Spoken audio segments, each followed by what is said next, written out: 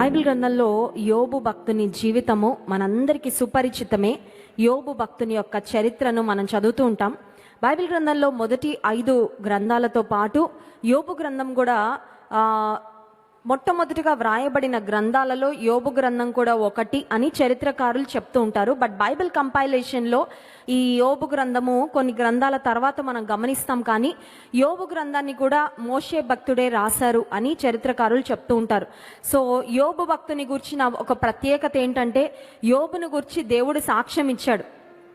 మన గురించి మనం సాక్ష్యం చెప్పుకుంటాం. మన జీవితంలో దేవుడు కార్యాలు చేసినప్పుడు అపవాది చాలాసార్లు సాక్ష్యం చెప్పనివ్వడు. అపవాది అంటాడు, అది కూడా ఒక సాక్ష్యమేనా, అది కూడా చెప్పాలా, నువ్వేం చెప్తావులే, నువ్వు వెళ్ళి చెప్తే నువ్వే మధ్యలో కన్ఫ్యూజ్ అయిపోతావేమో, టెన్షన్ పడిపోతావేమో అని కొంతమందిని ఆపేస్తాడు.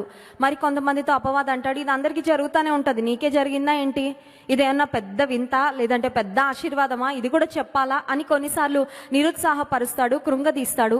కానీ విశ్వాసంగా దేవుడు సమయం ఇచ్చినప్పుడు, అవకాశం ఇచ్చినప్పుడు ఖచ్చితంగా ఆయన మన జీవితంలో చేసిన కార్యాలను గురించి సాక్ష్యము ఇవ్వాలి. విశ్వాసి సాక్షే. దేవునిలో జీవించే ప్రతి ఒక్కరూ ఆయన సాక్షులుగా ఉండాలని దేవుడు కోరుకున్నాడు. అయితే యోబు భక్తునికి ఉన్న ప్రత్యేకత, యోబు భక్తుడు తన గూర్చి తాను సాక్ష్యం ఇచ్చుకోలేదు, కానీ దేవుడే యోబు భక్తుని గూర్చి సాక్ష్యం ఇచ్చాడు. ఈ గ్రంథాన్ని మరి మోషే భక్తుడు రాశారు అని చరిత్రకారులు చెప్తారు. కాబట్టి మోషే కూడా యోబుని గూర్చి ఒక మంచి సాక్ష్యము ఇచ్చారు. యోబు గ్రంథం 1వ అధ్యాయం 1వ వచనంలో, ఊజు దేశమునందు, అందరం కలిసి చదువుదామా? యోబు గ్రంథము 1వ అధ్యాయము 1వ వచనం. ఊజు దేశమునందు యోబు అని ఒక మనుష్యుడు ఉండెను. అతడు యథార్థవర్తనుడును న్యాయవంతుడును దేవుని యందు భయభక్తులు కలిగి చెడుతనము విసర్జించిన వాడు. ఈ యోబు భక్తుని గురించి మంచి సాక్ష్యము ఎవరు రాశారంటే మోషే భక్తుడు రాశారు, గ్రంథకర్త. ఇప్పుడు దేవుడు యోబుని గురించి కూడా ఎగ్జాక్ట్గా ఇదే సాక్ష్యం చెప్పారు. చూడండి, మనుషులు మన గురించి ఇచ్చే సాక్ష్యానికి, మన గురించి మనం ఇచ్చుకునే సాక్ష్యానికి, దేవుడు మన గురించి ఇచ్చే సాక్ష్యానికి కొన్ని తేడాలు ఉంటాయి. ఎందుకంటే మన గురించి మనం ఇచ్చుకునే సాక్ష్యంలో బెస్ట్ థింగ్స్ మాత్రమే చెప్తాము. మనలో ఉన్న బలహీనతలు, మనలో ఉన్న లోటుపాట్లన్నీ ప్రక్కకు తోసేసి మంచి మాత్రమే చెప్పుకుంటాం మనం ఇచ్చుకునే సాక్ష్యంలో. ఇక ఇతరులు మన గురించి ఇచ్చుకునే సాక్ష్యంలో వాళ్ళ ఒపీనియన్ కూడా యాడ్ అవుతుంది కదా. నేనైతే ఇవిడ ఇలా అనుకుంటున్నాను. కొంతమంది అపార్థం చేసుకుంటా ఉంటారు కదా, మనల్ని చూసి అపార్థం చేసుకునేవారు, మనల్ని గురించి జడ్జి చేసేవాళ్ళు చాలామంది ఉంటారు. అందుకే ఈ మధ్య నేను ఒక వీడియో చూస్తుంటే, ఆ వీడియోలో ఏమనుందంటే హేటర్స్ అంట, అంటే మనల్ని ద్వేషించేవారు. ఎవరైనా మనం అందంగా కనబడతా అంటారంట, అదంతా మేకప్ అంటారంట. ద్వేషించేవారు, నిన్ను ద్వేషించేవారు నువ్వు అందంగా కనబడితే దేవుడు నీకు అందాన్ని ఇచ్చాడని, దేవుడు సహజంగా నీకు మంచి రూపాన్ని ఇచ్చాడని ఒప్పుకోలేక అంటారంట, అదంతా మేకప్ అంటారంట. ఇకపోతే మన జీవితంలో ఏదైనా సక్సెస్ సాధించామంటే, దేవుడు జయం ఇచ్చాడంటే, నువ్వు చాలా కష్టపడి మరి దేవుని మీద ఆధారపడినప్పుడు దేవుడు విజయం ఇచ్చాక నిన్ను ద్వేషించే హేటర్స్ అంటారంట, అదంతా లక్ అంటారంట. అలా కలిసి వచ్చేసిందండి. అతనేం పెద్ద గొప్ప కాదు, వాళ్ళకున్న తలాంతు పెద్ద తలాంత ఏమి కాదు, వారు పడ్డ కష్టం పెద్ద కష్టమేం కాదు, వారు చేసిన పరిశ్రమ పెద్ద గొప్పదేం కాదు, కానీ అలా కలిసి వచ్చేసింది కాబట్టి సక్సెస్ వచ్చింది అని. సో ఒక మాటలో చెప్పాలంటే, మనల్ని ద్వేషించేవారు మన జీవితంలో ఏ మంచిని గురించి కూడా వారు అంగీకరించరు. ఇంకొకటి, నువ్వెంత మంచిగా, ఎంత దయగా, ఎంత ప్రేమగా ఉన్నా నిన్ను ద్వేషించేవారు ఏమంటారంటే అది నటన అంటారు. తెలుసా, అది న్యాచురల్ అనరు. ఎందుకంటే వారికి నువ్వంటే ద్వేషం కదా. నువ్వు ఇతరులను పలకరించినా, నువ్వు ఇతరులను మరి పరామర్శించినా, ఇతరులను ప్రేమించినా అది యథార్థంగా నీ హృదయంలో నుండి వచ్చింది అని వారు ఒప్పుకోవడానికి ఇష్టం లేక నీ మీద ఉన్న ద్వేషాన్ని ఎలా వెళ్ళగక్కుతారంటే అదంతా నటన అండి, అదంతా యాక్టింగ్ అండి, అదంతా రియాలిటీ కాదండి అని ఒకవేళ మాట్లాడతారేమో. సరే, మన గురించి మనం ఇచ్చుకునే సాక్ష్యంలో మంచి వాటిని మాత్రమే చెప్పుకొని బలహీనతలు, లోటుపాట్లు వెనక కప్పిపుచ్చుకుంటూ ఉంటాం. ఇతరులు మన గురించి చెప్పే సాక్ష్యంలో కొన్నిటిని ఇతరులు వక్రీకరించవచ్చు, కొన్నిటిని ఎక్కువగా చెప్పచ్చు, కొన్నిటిని ఎగ్జాజరేట్ చేసే అవకాశం ఉంటుంది. కానీ ఒక వ్యక్తిని గురించి దేవుడిచ్చే సాక్ష్యం మాత్రం కల్తీ ఉండదు. ఆ తర్వాత వేరే ఒపీనియన్స్ ఏవి యాడ్ అవ్వవు, కానీ ఒరిజినల్గా ఏముందో అది దేవుడిచ్చే సాక్ష్యంలో. దేవుడు ఒక మనిషిని గురించి ఏదైనా మాట చెప్పారు అంటే అందులో ఇక కల్తీ లేదంటే అందులో ఎడిట్ చేయాల్సినవి, డిలీట్ చేయాల్సినవి, యాడ్ చేయాల్సినవి ఏమీ కూడా ఉండవు. ఇప్పుడు మోషే భక్తుడు యోబును గురించి ఏం సాక్ష్యం అయితే ఇచ్చాడో, దేవుడు కూడా ఎగ్జాక్ట్గా అదే మాటలు అపవాదితో తన సేవకుడైన యోబుని గురించి చెప్తూ ఉన్నారు. చూడండి, యోబు గ్రంథము 1వ అధ్యాయము 8వ వచనం. అందుకు యెహోవా, నీవు నా సేవకుడైన యోబు సంగతి ఆలోచించితివా? అతడు యథార్థవర్తనుడు, న్యాయవంతుడు, దేవుని యందు భయభక్తులు కలిగి చెడుతనము విసర్జించిన వాడు అంటూ దేవుడు ఇంకొక మాట యాడ్ చేశారండి. ఆ మాట ఏంటంటే, భూమి మీద అతని వంటి వాడు ఎవడునూ లేడు. హల్లెలూయా. మోషే మొట్టమొదటి వచనంలో యోబు భక్తుని గురించి ఏ మాటలు రాశారో ఎగ్జాక్ట్గా ఆ మాటలన్నీ కూడా దేవాతి దేవుడు అపవాదితో, నా సేవకుడైన యోబు మామూలు వ్యక్తి కాదు, అపవాది, అతనిలో ఉన్న లక్షణాలు ఏంటో తెలుసా అని దేవుడు ఎంతో గొప్పగా యోబును గురించి మాట్లాడుతూ ఉన్నాడు. దేవుడు ఒకవేళ ఈరోజు నిన్ను గురించి, నన్ను గురించి సాక్ష్యం ఇవ్వాలంటే, నిన్ను గురించి, నన్ను గురించి ఏదైనా మాట పలకాలంటే ఆయన నుండి మనం ఎలాంటి మాట వినాల్సి వస్తుంది? మనం ఎలాంటి బిరుదులు పొందుకుంటాం? లేదంటే మన గురించి దేవుడు ఎలాంటి మాటలు పలుకుతాడు? ఒకసారి మనం ఆలోచించుకోగలిగితే మనం చాలా జాగ్రత్తగా, చాలా యోగ్యంగా బ్రతుకుతాం. చూడండి, ఒక వ్యక్తి చనిపోయిన తర్వాత వారిని గురించి చాలా మాటలు చాలామంది చెప్తా ఉంటారు. బ్రతికినప్పుడు చాలాసార్లు వినపడని విషయాలన్నీ కూడా వారు చనిపోయాక, మంచి అయినా చెడైనా, ఒకవేళ చెడ్డవాడైతే అతని గురించి అతను చెడ్డవాడని చెప్పడానికి భయపడతారు. ఎందుకంటే అతను బాగా చెడ్డవాడు అనుకోండి, మళ్ళీ అతని గురించి ఏదైనా నెగిటివ్గా మాట్లాడితే మాకేదైనా నష్టం, కష్టం కలుగజేస్తారని కొంతమంది భయపడతారు. మంచి వాళ్ళు ఎంత మంచి చేసినా, ఎంత మేలు చేసినా బ్రతికున్నప్పుడు, అయ్యా నువ్వు నాకు సహాయం చేసావయ్యా, నేను నీకు కృతజ్ఞుడిని, కృతజ్ఞురాల్ని అని చెప్పుకోకుండా చనిపోయాక వచ్చి గొప్పగా చెప్తా ఉంటారు. వీళ్ళండి, ఈయనండి మామూలు వ్యక్తి కాదండి, ఈవిడండి చాలా మహానుభావురాలండి, మాకు ఇలా సహాయం చేసింది, అలా సహాయం చేసింది అని. అందుకని ఒక దైవజనుడు ఏమంటాడంటే, మన జీవితంలో జీవించేటప్పుడు మనం చనిపోయిన తర్వాత మన గురించి ఎలాంటి మాటలు మనం వినాలని ఆశపడుతున్నామో అలా మనం జీవించగలిగితే మన జీవితం ఖచ్చితంగా ఆశీర్వాదకరంగా, ఆదర్శవంతంగా ఉంటుంది. హల్లెలూయా. మనందరం కూడా మన గురించి మంచి మాటలే చెప్పబడాలని ఇష్టపడతామే, మంచి మాటలు పలకబడాలని ఆశపడతామే, ఒక మంచి సాక్ష్యాన్ని పొందుకోవాలని ఆశపడతామే. సో ఆ ఆలోచనను మన దృష్టిలో పెట్టుకొని, మనసులో పెట్టుకొని యోగ్యమైన జీవితము, యోగ్యమైన ప్రవర్తన కలిగి జీవిస్తే ఖచ్చితంగా మన జీవితం ద్వారా దేవునికి మహిమ వస్తుంది. సరే, ఇట్టి శ్రేష్ఠుడైన యోబు, దైవభక్తి కలిగిన యోబు, దేవుని నుండి మంచి సాక్ష్యం పొందిన యోబు, దేవుడు అంటున్నాడు అతని వంటి వాడు భూమి మీద ఎవ్వరూ లేరు అంటే అది చిన్న విషయం కాదండి. నేను అనుకుంటాను అది గిన్నెస్ బుక్ ఆఫ్ వరల్డ్ రికార్డ్స్లో స్థానం పొందుకోవడం కంటే, ఒక నోబెల్ ప్రైజ్ గెలుచుకోవడం కంటే చాలా గ్రేటెస్ట్ టైటిల్ అని నేను అనుకుంటున్నాను. ఎందుకంటే దేవుడు అతని లాంటోడు లేడయ్యా అని దేవుడు చెప్పాడంటే అతను ఎంత శ్రేష్టంగా జీవించారో. దేవుడు అపవాదిని పిలిచి, అతనికి ఎన్ని వంటలు ఉన్నాయి తెలుసా, అతనికి ఎంతమంది పిల్లలు ఉన్నారు తెలుసా, అతనికి ఎంత అందమైన భార్య ఉంది తెలుసా, అతనికి ఎంత ఆస్తి ఉంది తెలుసా అని దేవుడు మాట్లాడలేదు. కానీ దేవుడు యోబును గురించి అపవాదితో మాట్లాడుతూ అతని భక్తి, అతని జీవితము, అతనిలో ఉన్న ఆత్మీయమైన లక్షణాలను గురించి దేవుడు మాట్లాడుతున్నాడంటే వాట్ మ్యాటర్స్ ద మోస్ట్? మన జీవితంలో ఏది అత్యంత ప్రాముఖ్యమైనదంటే మనకున్న ఆస్తిపాస్తులో, మనకున్న పైరూపమో, లేదంటే మనకున్న కుటుంబమో, మనకున్న ఇవి కాదండి దేవుడి దృష్టిలో విలువైనవి. మనం ఎలా జీవిస్తామో అది దేవుని దృష్టిలో అత్యంత విలువైనదని యోబు భక్తుని జీవితాన్ని చూసినప్పుడు మనం అర్థం చేసుకోగలం. సో యోబు భక్తుని యొక్క జీవితంలో, యోబు యొక్క అనుభవంలో నుండి ఒక 5 ప్రాముఖ్యమైన అంశాలు మీతో మాట్లాడాలి అని నేను దేవుని ఆత్మ ద్వారా ప్రేరేపించబడుతూ ఉన్నాను. యోబు భక్తుని అనుభవాలు. యోబు భక్తుని అనుభవాలంటే ఏం అనుభవాలు ఉన్నాయండి అంటే శ్రమానుభవమే. యోబు భక్తుని జీవితంలో ఉన్న అనుభవము ఏ అనుభవము? శ్రమానుభవము. శ్రమానుభవంలో యోబు కొన్ని శ్రేష్టమైన మాటలు మాట్లాడాడు. శ్రమానుభవంలో యోబు చాలా శ్రేష్టమైన విషయాలను నేర్చుకున్నాడు, తెలుసుకున్నాడు. అవేంటో యోబు భక్తుని యొక్క జీవితంలో ఆయన మాటల్లోనే విందాం. యోబు గ్రంథము 16వ అధ్యాయము 2వ వచనం. Job chapter 16 and verse 2. యోబు గ్రంథము 16వ అధ్యాయము 2వ వచనం అందరం కలిసి చదువుకుందాం. ఇట్టి మాటలు అనేకములు నేను విని ఉన్నాను, మీరందరూ బాధకే కర్తలు కానీ ఆదరణకు కర్తలు కారు. ఎవరు వీరందరూ? Job was surrounded bye friends. యోబు చుట్టూ స్నేహితులు ఉన్నారు.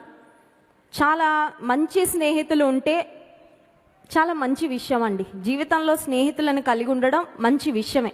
ఎందుకంటే స్నేహితులను చూడగానే మనకి చాలా ఆనందం కలుగుతుంది.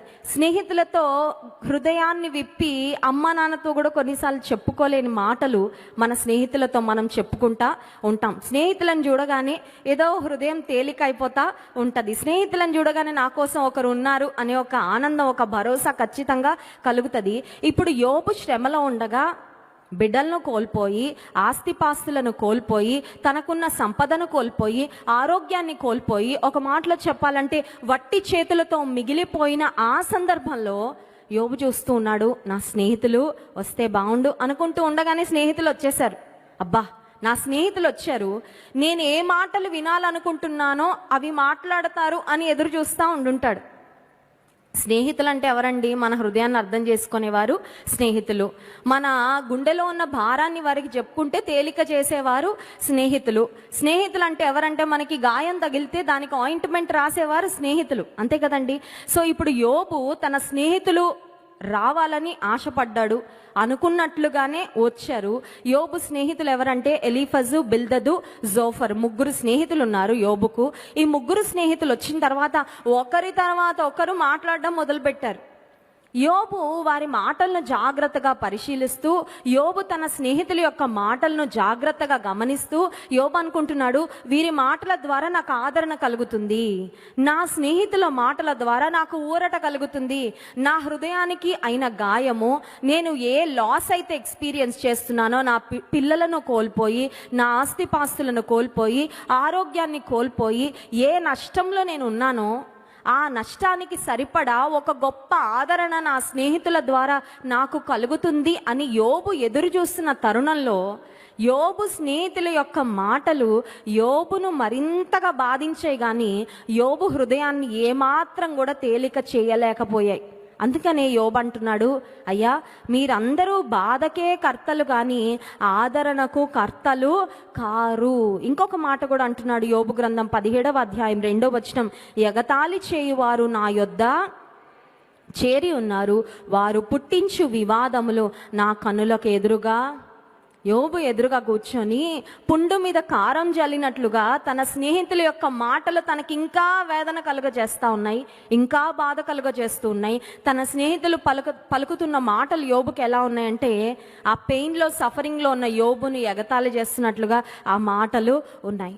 ఇప్పుడు ఈ సమయంలో, ఈ సందర్భంలో యోబుకు ఒకటి అర్థమైంది. అదేంటంటే ఏ స్నేహితులైనా మనకు పరిపూర్ణమైన ఆదరణ కలుగ చేయలేరు. దేహంలో అనారోగ్యం వచ్చింది, లేదంటే మానసికంగా కృంగిపోయాము, సమస్యలలో ఉన్నాము, వెంటనే ఎవరైనా ఆదుకుంటారా అని ముందు మనుషుల వైపుకే మన దృష్టి వెళ్తుంది. మనం కోరుకునేది ఏంటంటే ఎవరైనా వచ్చి నాకు సహాయం చేసి ఇన్స్టెంట్గా నాకు ఒక రిలీఫ్ ఇస్తే బాగుండు, వెంటనే వారు పలికే మాటల ద్వారా నాకు ఒక నెమ్మది దొరికితే బాగుండు, నా హృదయం తెప్పరిల్లితే బాగుండు అని కనిపెడుతూ ఉన్నప్పుడు మనుషులు వచ్చిన తర్వాత, మనుషులు ఒకవేళ సహాయం చేసినా ఆ సహాయం పరిపూర్ణమైనదిగా లేనప్పుడు, లేదంటే మనుషులు వచ్చి మాట్లాడినా ఆ మాటలు పరిపూర్ణమైన ఆదరణను హృదయానికి కలుగ చేయనప్పుడు మనం ఒక విషయం అర్థం చేసుకోవాలి. అదేంటంటే దేవుడు ఇవ్వగలిగినంత ఆదరణ ఏ మనిషి కూడా ఈ ప్రపంచంలో మనకి ఇవ్వలేరు. దేవుడు ఇవ్వగలిగిన ఓదార్పు, దేవుడు ఇవ్వగలిగిన ఊరట, దేవుడు చేయగలిగినంత సహాయము ఈ ప్రపంచంలో ఉన్న ఏ మనిషి కూడా మనకు చేయలేరు. యోబు తన అనుభవం ద్వారా అదే నేర్పిస్తూ ఉన్నాడు. ఏమనంటే, నన్ను బాగా ప్రేమించిన స్నేహితులు నాకున్నారు, నా కష్టంలో నా దగ్గరకు వచ్చారు కూడా, కానీ వారు ఆదరణ ఇవ్వాల్సింది పోయి వారు నాకు బాధకే కర్తలుగా మిగిలిపోయారు. అయితే మనకు ఒక స్నేహితుడు ఉన్నాడు.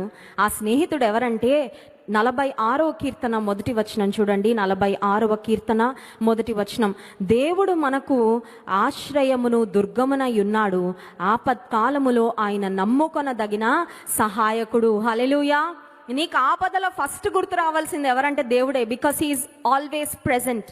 ఇంగ్లీష్ బైబిల్లో ఉంటుంది, and ever present help in times of trouble. దేవునికి మనం ఫోన్ చేస్తే, దేవుణ్ణి మనం పిలిస్తే ఆయన ఫోన్ స్విచ్ ఆఫ్ అవ్వడం కానీ, ఆయన ఫోన్కి బిజీ టోన్ రావడం కానీ, కొంచెం పనిలో ఉన్నానమ్మా, కొంచెం వేరే వాళ్ళతో మాట్లాడుతున్నానమ్మా, తర్వాత ప్రార్థన చేయి, తర్వాత పిలువు, తర్వాత నిన్ను అటెండ్ అవుతాను, తర్వాత పట్టించుకుంటానని దేవుడు ఎప్పుడూ చెప్పడు. ఎందుకంటే ఆయన ఆపత్కాలములో నమ్ముకొనదగిన సహాయకుడు. హల్లెలూయా. సో యోబు భక్తుని శ్రమానుభవము గుండా యోబు నేర్చుకున్న మొట్టమొదటి పాఠం ఏంటంటే, స్నేహితులు ఎంతమంది ఉన్నా, బంధువులు ఎంతమంది ఉన్నా, కుటుంబీకులు ఎంతమంది ఉన్నా, తన భార్య మనకు తెలుసు మరి విశ్వాస భ్రష్టురాలు అయిపోయి దేవుని దూషించి మరణం కమ్మని ఒక చెడ్డ సలహా ఇచ్చిన భార్యగా యోబు భార్య కనబడుతుంది. భార్యలందరూ ఒక ప్రార్థన చేసుకోవాలి. అదేంటంటే, యోబు భార్యలా మాత్రం నేను ఉండకుండా నాకు సహాయము. సామెతలు 31లో ఉన్న భార్యలా నేను ఉండాలి ప్రభు అని చేసుకుంటాం, కానీ కొన్నిసార్లు యోబు భార్యలా ఉండకూడదు ప్రభు అని మాత్రం ప్రార్థన అది కూడా చేసుకోవాలండి. ఎలా ఉండాలో అలా ఉండాలని అడగాలి. ఎలా ఉండకూడదో బైబిల్ గ్రంథంలో కొంతమంది ఉన్నారు కదా, ఉదాహరణలుగా. అలా మాత్రం నేను ఉండడానికి వీలు లేదు ప్రభా. సో యోబు భక్తుని యొక్క శ్రమానుభవంలో యోబు నేర్చుకున్న మొట్టమొదటి పాఠం ఏంటంటే, తన స్నేహితులందరూ ఆదరణకు కర్తలు కాదు కానీ బాధకే కర్తలు. ఆదరణకర్త ఎవరంటే దేవాతి దేవుడే. హల్లెలూయా. నీకు తగిలిన గాయానికి ఒకవేళ స్టిచ్చెస్ వేయాలంటే ఆయనే వేస్తాడు. కుట్లు వేయాలా, దేవుడు వేస్తాడు. నీకు ఒకవేళ తగిలిన గాయానికి ఆయింట్మెంట్ పూస్తే సరిపోతుందా, అది కూడా ఆయనే పూస్తాడు. నీకున్న పెయిన్ ఎంతో, నీ సఫరింగ్ ఎంత ఇంటెన్స్గా ఉందో, ఎంత సివియర్గా ఉందో, నీకు ఎలాంటి ట్రీట్మెంట్ చేస్తే నీ హృదయానికైన గాయము, నీ జీవితానికి తగిలిన గాయం మానుతుందో పరమ వైద్యునికి బాగా తెలుసు. ఆయన దేహాన్ని బాగు చేసేవాడు, స్వస్థపరిచేవాడు. మన మనసుకు తగిలిన గాయాలను కూడా ఆయన మాన్పేవాడు, బాగు చేసే దేవుడు. హల్లెలూయా. నీ మనసు బాగాలేకపోతే ఎప్పుడైనా మోకాళ్ళపైకి వెళ్ళావా? శరీరానికి బాగాలేకపోతే మోకరించి ప్రార్థన చేస్తాం, నన్ను స్వస్థపరిచేయ్యా, నాకు ఆరోగ్యం ఈ ప్రభు అని. మనసు బాగాలేకపోతే ఏం చేస్తున్నారు? కొంతమందికి మనసు బాగాలేకపోతే కామెడీ షోలు చూస్తారు, కొంచెం మనసు ఫ్రీ అవుతుందని. మనసు బాగాలేకపోతే ఎవరికో ఫోన్ చేసి మాట్లాడుకొని ఏదో ఒక రిలాక్సేషన్. మనసు బాగాలేకపోతే కాసేపు బైక్ మీద అటు ఇటు తిరిగేసి ఇంటికి వస్తే మనసు సెట్ అవుతుందా? నీకు మనసు బాగాలేకపోతే గుండె చెదరిన వారిని బాగు చేసేవాడు ఆయనే, ఆదరణకర్త ఆయనే. నీ మనసుకు నెమ్మదిని, ఓదార్పును, ఊరటనిచ్చేది దేవాది దేవుడే.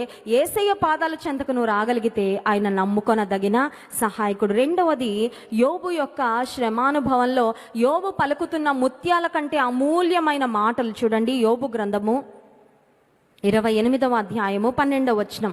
యోబు గ్రంథము 28వ అధ్యాయము 12వ వచనం.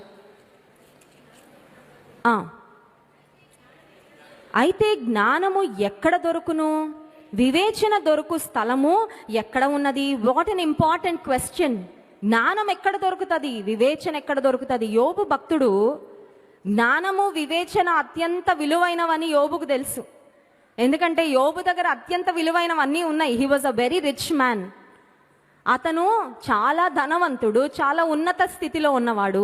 కానీ ఆయనకు తెలుసు జ్ఞానము ముత్యముల కంటే అమూల్యమైనదని, వెండి బంగారు కంటే కోరదగినదని యోబుకు తెలుసు. కాబట్టి ఇప్పుడు యోబు ప్రశ్న అడుగుతున్నాడు, జ్ఞానం ఎక్కడ దొరుకుతుంది? వివేచన దొరుకు స్థలము ఎక్కడ ఉంది అంటూ జ్ఞానము, వివేచన ఎంత విలువైనదో ఒక్కొక్క మాట చాలా స్పష్టంగా రాస్తున్నాడు. చూడండి 15వ వచనం. సువర్ణము దానికి సాటి అయినది కాదు, దాని విలువ కొరకై వెండి తోచరాదు. అది ఓఫీరు బంగారము కైనను, విలువగల గోమేధికము కైనను, నీలము కైనను కొనబడునది కాదు. సువర్ణమైనను స్ఫటికమైనను దానితో సాటి కావు. ప్రశస్తమైన బంగారు నగలకు ప్రతిగా అది ఇయ్యబడదు. పగడముల పేరు, ముత్యముల పేరు దాని ఎదుట ఎత్తనే కూడదు. జ్ఞాన సంపాద్యము కెంపుల కన్నా కోరదగినది. ప్రేమన దేవుని బిడలారా, ముత్యముల కన్నా, కెంపు కన్నా, ఓఫీరు బంగారము కన్నా, వెండి కన్నా అత్యంత విలువైన జ్ఞానము నీ దగ్గర ఉందా? బంగారు నెక్లెస్ కొనిపించేసుకొని అమ్మయ్య సాధించేసుకున్నాను అనుకుంటున్నాం కదండి. కొంతమంది భర్తతో నాకు ఎలా అయినా పెళ్లి రోజుకు ఒక నెక్లెస్ కొనిచ్చాలండి, కొనివ్వకపోతే నేను ఊరుకోనని పట్టుబట్టే వాళ్ళు ఉంటారు.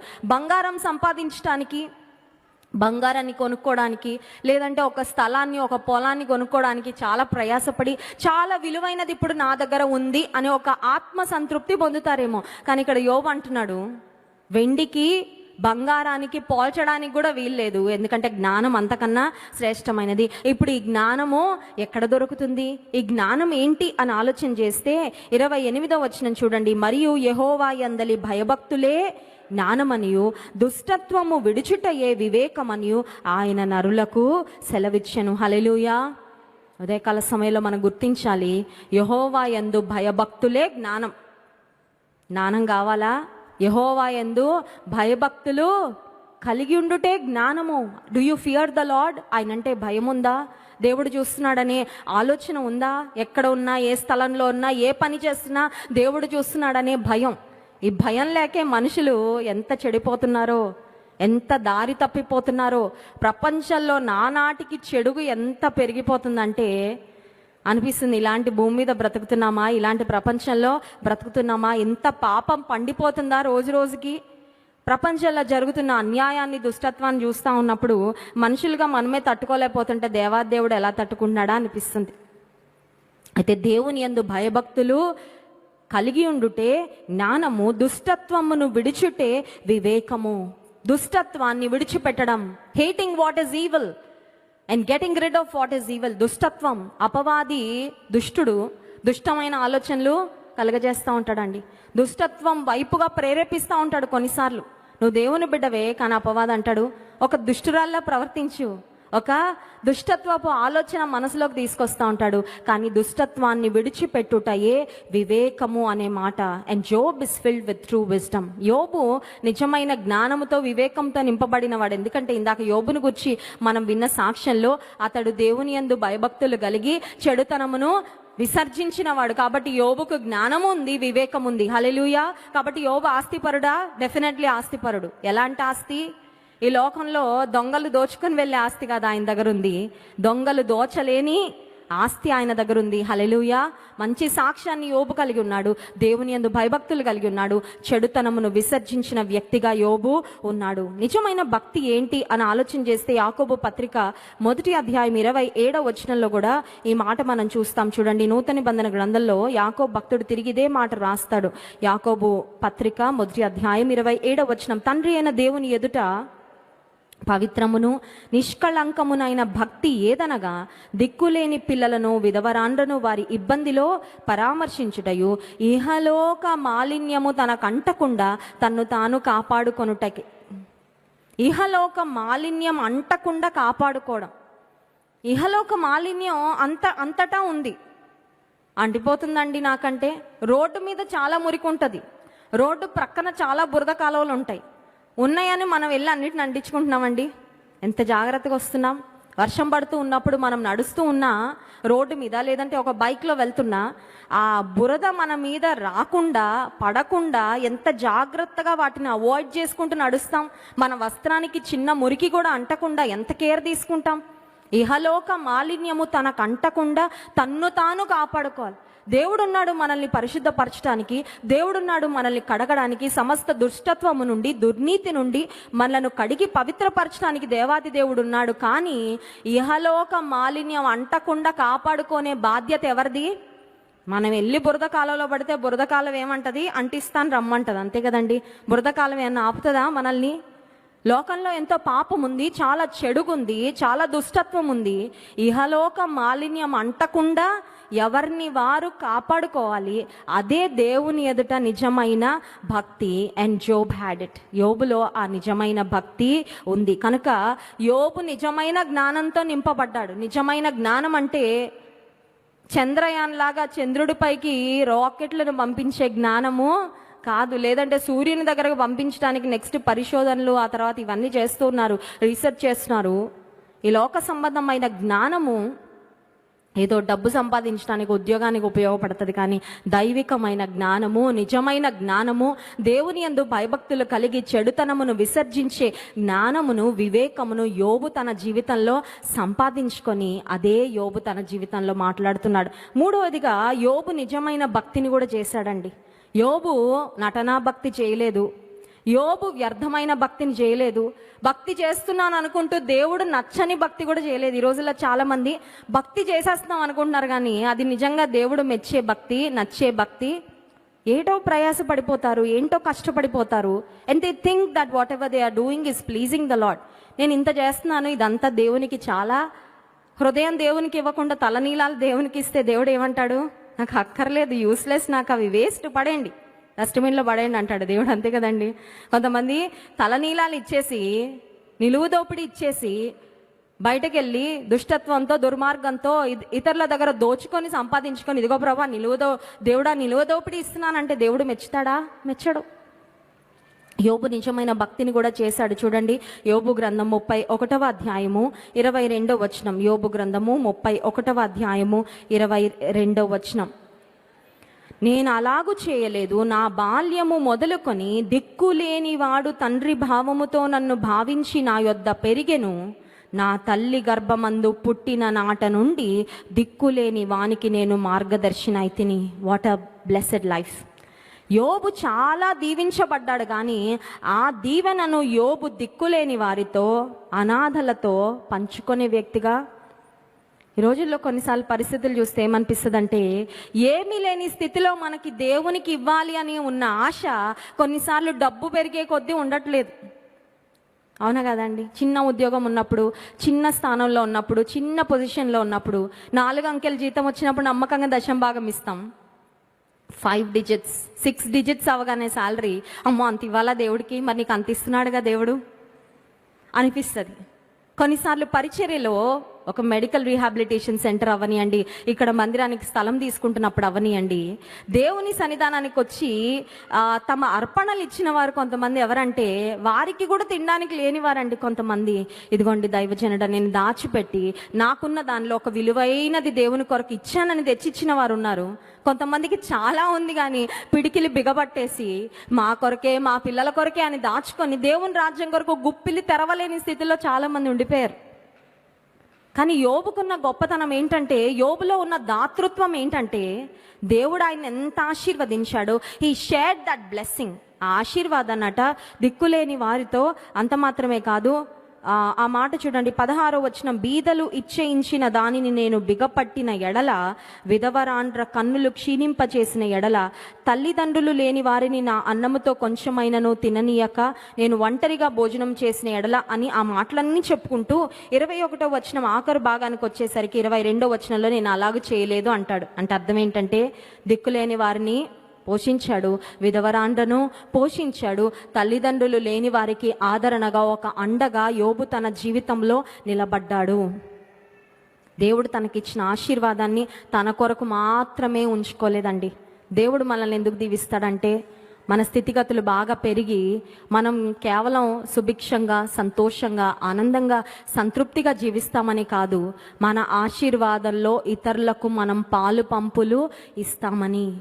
నీ చుట్టూ అవసరతలో ఉన్నవారు ఉన్నారా?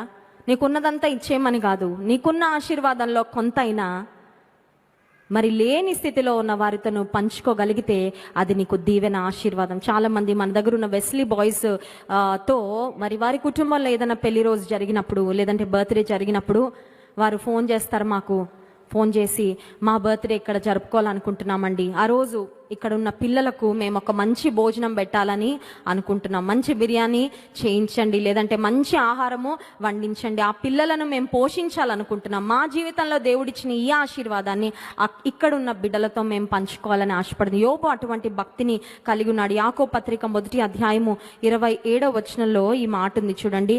యాకోబు పత్రిక 1వ అధ్యాయము 27వ వచనం. తండ్రి అయిన దేవుని ఎదుట పవిత్రమును నిష్కళంకమునైన భక్తి ఏదనగా, దిక్కులేని పిల్లలను, విధవరాండ్రను వారి ఇబ్బందిలో పరామర్శించుట. ఇందాక చదివాం, లోకమాలిన్యం అంటకుండా కాపాడుకోవడం. యోబు ఈ 2 చేశాడా? చేయలేదా? తండ్రి లేని వారిని, విధవరాండ్రను ఆదుకున్నాడు. సో నిజమైన జ్ఞానంతో నింపబడ్డాడు యోబు. నిజమైన భక్తిని కూడా తన జీవితంలో చేశాడు. యథార్థమైన భక్తిని కలిగి ఉన్నాడు. వేషధారణ కలిగి ఉన్న వ్యక్తిగా యోబుని ఏమాత్రం కూడా మనము చూడం. యోబు జీవితంలో ఇంకొక శ్రేష్టమైన పాఠం ఏంటంటే, యోబు గ్రంథము 31వ అధ్యాయము 1వ వచనం. అందరం కలిసి చదువుదామా? యోబు గ్రంథము 31వ అధ్యాయము 1వ వచనం. నేను నా కన్నులతో నిబంధన చేసుకొంటిని, కన్యకను నేను ఎలాగూ. మన కన్నులతో మనమే చేసుకోవాలి నిబంధన. మన చేతులతో మనమే చేసుకోవాలి నిబంధన. కన్నులతో యోబు ఒక నిబంధన చేసుకున్నాడంటే ఏమనంటే, నా కన్నులతో వ్యర్థమైన దృష్టితో నేను ఒక కన్యకను చూడను. ఎవరి కంటితో వాళ్ళే చేసుకోవాలి, అవునా కదా? మన దేహపు అవయవాలు మన స్వాధీనంలో ఉంటాయా, ఇంకెవరైనా స్వాధీనంలో ఉంటాయా? మన దేహం యొక్క అవయవాలు రిమోట్ కంట్రోల్ మన దగ్గర ఉంటుందా, ఇంకెవరి దగ్గరైనా ఉంటుందా? మన దగ్గరే ఉంటుంది. చేయొద్దు అనుకుంటే నియంత్రించుకునే ఆశ, నిగ్రహ శక్తి మనలో పెట్టాడు దేవుడు. అది వాడాలి, మనం తీసి వాడాలి బయటికి. యోబంట తన జీవితంలో కంటి ద్వారా తప్పిపోవడం చాలా సులభం, అవునా కదా? సింపుల్ కదండి.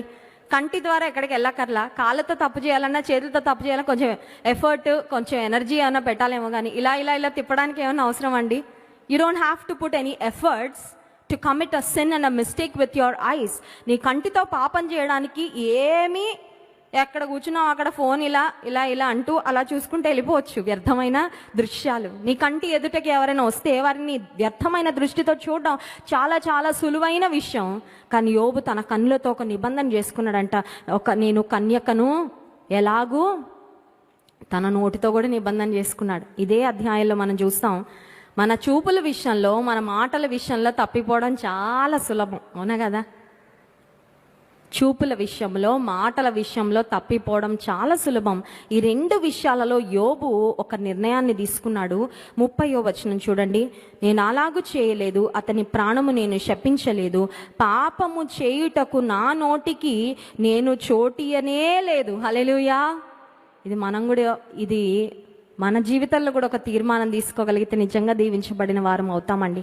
పాపం చేయడానికి నా నోటికి నేను చోటు ఇవ్వలేదు, పాపం చేయడానికి నా కన్నులకు నేను చోటు ఇవ్వలేదు. ఎంత గొప్ప భక్తిపరుడు, ఎంత గొప్ప విశ్వాసి. నోటితో భక్తుడు ఇంట్లో మాట్లాడే మాటలు ఎవరికి తెలుస్తాయి? భార్యకు తప్ప. కంటితో చూసే చూపులు తనకి తప్ప ఎవరికి తెలుస్తాయి? కంటి చూపులో తప్పిపోయినప్పుడు దేవునికి తనకి తప్ప ఎవరికి తెలుస్తుంది? ఎవరికి తెలియదు.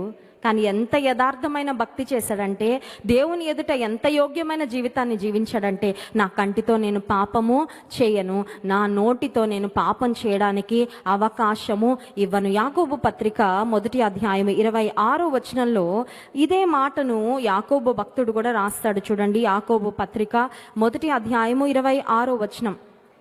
ఎవడైనను నోటికి కళ్ళెము పెట్టుకొనక తన హృదయమును మోసపరుచుకొనుచు భక్తి గలవాడనని అనుకొని ఎడల వాని భక్తి వ్యర్థమే. నోటిని అదుపులో పెట్టుకోకుండా భక్తి గలవారం అనుకుంటే ఆ భక్తి వ్యర్థమైన భక్తి అంట. కొన్నిసార్లు మన నోటిని అదుపులో పెట్టుకోలేకపోతూ ఉంటాం, కొన్నిసార్లు మన కన్నులను అదుపులో పెట్టుకోలేకపోతూ ఉంటాం, కొన్నిసార్లు మన చేతులను అదుపులో పెట్టుకోలేక భార్యను కొట్టడానికి అలవాటు అయిపోయిన అతని చేతులు లేస్తూనే ఉంటాయి, అవునా కదా? ఎందుకంటే అలవాటు అయిపోయింది కదా. చిన్న కోపం రాగానే, ఆదివారం ఒక తీర్మానం తీసుకుని ఇంటికి వెళ్ళగానే ఏదో అంటది భార్య, వెంటనే కోపం రాగానే ముక్కు మీద కోపం, ఆ చెయ్యి లేస్తుంది పైకి. కానీ అప్పుడు ఏం చేయాలా? వెంటనే టేక్ ఇట్ బ్యాక్. ఆ చేతుల్ని ఏం చేయాలా? అదుపులో. నోరు రెడీగా ఉంటుంది. కొన్నిసార్లు ఇంతకుముందు మాట్లాడిన మాటలు, అపవిత్రమైన మాటలు, బూతు మాటలు, శపితమైన మాటలు కొన్నిసార్లు తక్కువని వచ్చేస్తాయి, రెడీగా ఉంటాయి. కానీ వెంటనే నా నోటికి నేను పాపం చేయటకు అవకాశం ఇవ్వలేదని యోబు భక్తుడు చెప్పినట్లుగా, దేవుని ఎదుట యథార్థమైన భక్తి చేసేవారు వారి యొక్క నోటి మాటలను నోటికి కళ్ళెము పెట్టుకుంటారంట. గడిచిన వారంలో మా పిల్లలు అప్పుడప్పుడు ఫైట్ చేసుకుంటారు. ప్రతి ఇంట్లో సహజమే కదా, కొట్టుకుంటూ ఉంటే నేను మా పెద్దమ్మాయికి ఒక మాట చెప్పాను. అదేంటంటే, నిన్ను కేవలం నేను ఆశీర్వదించాలనుకుంటున్నాను, నేను ఇంకే మాటలు కూడా అనాలనుకుంటలేదు. కాబట్టి నువ్వు నాకు సహకరించాల. నేను మిమ్మల్ని తిట్టకుండా ఉండాలంటే నాకు మీ సహకారము ఆస్తేమండి. నేను అడిగాను నా పిల్లల్ని, మిమ్మల్ని తిట్టడం కొట్టడం నాకు ఇష్టం లేదు, కానీ దానికి మీ సహకారం నాకు, I want to bless you, కానీ దానికి మీ సహకారం నాకు కావాలి. కొన్నిసార్లు మన నోటిని అదుపులో ఉంచుకోవడానికి ప్రయాస భక్తి కలిగి ఉండాలంటే, దైవభక్తిని అభ్యాసం చేయాలంటే ప్రయాస అండి. విచ్చలవిడిగా జీవించాలంటే, ఇష్టానుసారంగా బ్రతకాలంటే సులభం. ఎందుకంటే ఈ శరీరం ఎలా పడితే అలా నడిపిస్తుంది. శరీర ప్రేరేపణలను బట్టి ముందుకు వెళ్ళడం సులభం, కానీ దైవభక్తితో, పరిశుద్ధాత్మ నియంత్రణతో కూడిన, నిగ్రహముతో కూడిన జీవితాన్ని జీవించటము కష్టమే. కానీ నువ్వు అలా జీవించగలిగితే పరిశుద్ధాత్ముడు నీలో సమృద్ధిగా నివసించి నీ దేహము దేవుని ఆలయముగా నువ్వెక్కడుంటే అక్కడ దీవెన, ఆశీర్వాదం. హల్లెలూయా. ఆఖరు మాట, ఒక్క మాట చూపించి ముగిస్తాను. యోబు భక్తుని యొక్క శ్రమానుభవం అని చెప్పుకుంటున్నాం కదా. యోబు భక్తుడు పొందిన శ్రమలు, ఆయన పొందిన ఇబ్బందులు మరి మాటల్లో వర్ణించలేనివి. అయితే యోబు భక్తుని యొక్క శ్రమానుభవం తరువాత ఆయన చెప్పిన మాట, యోబు గ్రంథం 42వ అధ్యాయము 5వ వచనం, వినికిడి చేత నిన్ను గూర్చిన వార్త నేను వింటిని, అయితే ఇప్పుడు నేను కన్నులారా నిన్ను చూచుచున్నాను. ఇక్కడ యోబు భక్తుడు దేవునితో చెప్తున్న మాట ఏంటంటే, అయ్యా నిన్ను గూర్చి ఇప్పటి వరకు నేను విన్నాను, till now I have heard you, but now I am seeing you. ఇప్పుడైతే నిన్ను కన్నులారా చూస్తున్నానయ్యా. శ్రమలకి ముందు యోబుకు దేవునితో ఉన్న సాన్నిహిత్యము లేదంటే అనుబంధం ఏంటంటే దేవుని మాట వింటూ బ్రతికిన వ్యక్తి. కానీ శ్రమల తర్వాత యోబు భక్తుడు అంటున్నాడు, ఈ శ్రమల తర్వాత నేను నిన్ను చూశానయ్యా. అంటే శ్రమలలో నేను స్పష్టంగా నీ సన్నిధిని అనుభవించా, శ్రమలలో నేను నీకు ఇంకా దగ్గర అయ్యాను, శ్రమలలో దేవా నిన్ను గూర్చిన అనుభవ జ్ఞానంలో నేను ఎదిగాను. ఈ ఉదయకాల సమయంలో ఒకవేళ శ్రమలు వస్తూ, అయ్యా యోబులాగా నాకేంటయ్యా, శ్రమ రాగానే వెంటనే యోబు గుర్తొచ్చేస్తాడు కదండి. శ్రమ రాగానే యోబులాగా నాకెందుకయ్యా ఈ శ్రమలు, యోబులాగా నాకెందుకయ్యా ఈ ఇబ్బందులు అని నువ్వు ఒకవేళ ప్రార్థన చేస్తుంటే, యోబు భక్తుడు అన్నట్లుగా శ్రమలలో యోబు ఎలా దేవుని చూశాడో నీవు కూడా దేవుని ఇంకా దగ్గరగా అనుభవపూర్వకంగా తెలుసుకోవడానికి నీ శ్రమలు ఖచ్చితంగా నీకు దోహదపడతాయి అని గుర్తించు. ఆశీర్వాద మార్గంలో నేర్చుకోలేని పాఠాలు శ్రమల మార్గంలో నేర్చుకుంటాం. ఆశీర్వాద మార్గంలో నేర్చుకోలేని దీనత్వము శ్రమలు వచ్చినప్పుడు దీనత్వాన్ని నేర్చుకుంటాం. అందుకే భక్తుడు అంటాడు, నేను శ్రమల పాలై దీనుడనైతిని, కానీ ప్రభు నన్ను తలంచుకుంటున్నాడు. కొన్నిసార్లు శ్రమలు మంచిదే, శ్రమలు మేలే, శ్రమలు మనకి ఉపయోగమే. ఎందుకంటే శ్రమల ద్వారా ఇంకా ప్రభు దగ్గర ఒదిగిపోతాం, ప్రభు చేతుల్లోకి ఒదిగిపోతాం, ప్రభు సన్నిధిలో తగ్గించుకుంటాం, శ్రమలలో స్వపరీక్ష చేసుకుంటాం, శ్రమలలో సరిచేయబడతాం. అయితే ఒక్క వచనం, యెషయా గ్రంథం 63వ అధ్యాయము 9వ వచనం చూడండి. యెషయా గ్రంథము 63వ అధ్యాయము 9వ వచనం అందరం కలిసి చదువుదాం.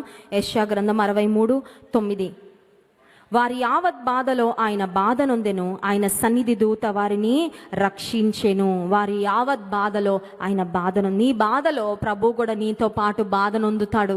నీ శ్రమలో నీతో పాటు కూర్చొని ఆయన ఏడుస్తాడు. నీ యొక్క దుఃఖంలో నిన్ను ఓదార్చడానికి వచ్చి, God feels your pain, God understands your pain and God meets you at the point of your need. నీకు ఏ అవసరమో ఆ అవసరతలో వచ్చి దేవుడు నేను కలుసుకుంటాడు. ఇందాక మనం విన్నాం కదా, ఆపత్కాలంలో నమ్ముకొనదగిన సహాయకుడు మనం చదువుకున్నాం. నీకున్న అవసరతలో, నీకున్న బాధలో ఆయన కూడా నీతో పాటు సహానుభవం కలిగి నిన్ను ఆదరించి ఓదార్చి ఊరటనిచ్చే దేవుడు.